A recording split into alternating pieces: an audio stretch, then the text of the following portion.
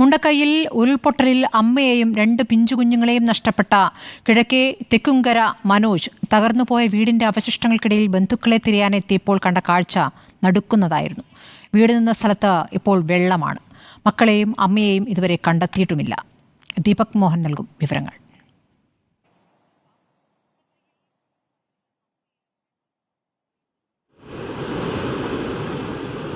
ദീപക്, ഇപ്പോൾ വീട് നിന്ന സ്ഥലത്ത് വെള്ളം മാത്രമായിരിക്കുന്നു. വീട് ഉണ്ടായിരുന്നു എന്നതിൻ്റെ ഒരു തെളിവുകളും ബാക്കിയാകാത്ത ഒരു ചിത്രമാണോ അവിടെ കാണാനാകുന്നത്?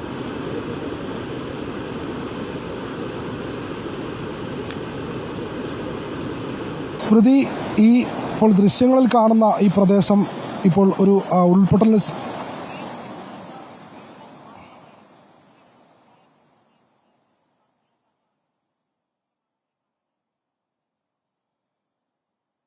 സ്മൃതി, ഇപ്പോൾ ഉരുൾപൊട്ടലിന് ശേഷം വെള്ളം ഒലിച്ചിറങ്ങുന്ന ഈ ദൃശ്യമുള്ള സ്ഥലമാണ് നമ്മൾ കാണുന്നത്.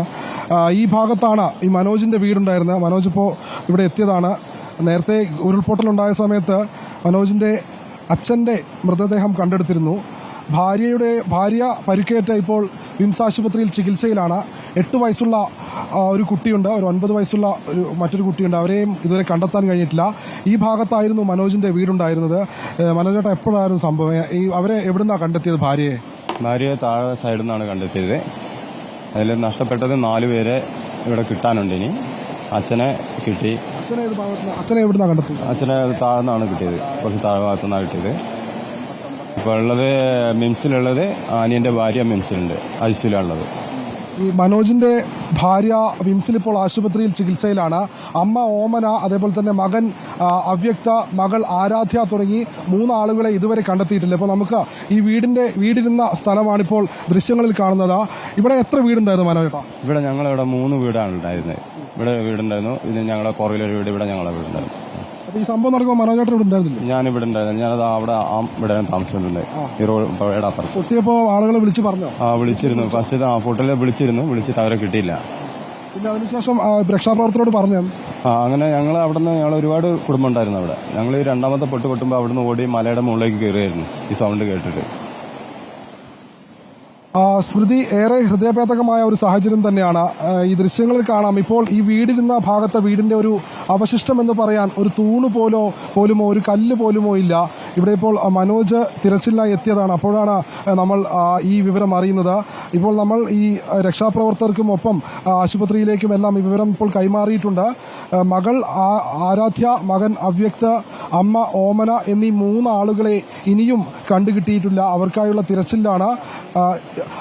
4 ആളുകളെ അവർക്കായുള്ള തിരച്ചിൽ ഇപ്പോൾ നടന്നുകൊണ്ടിരിക്കുകയാണ്.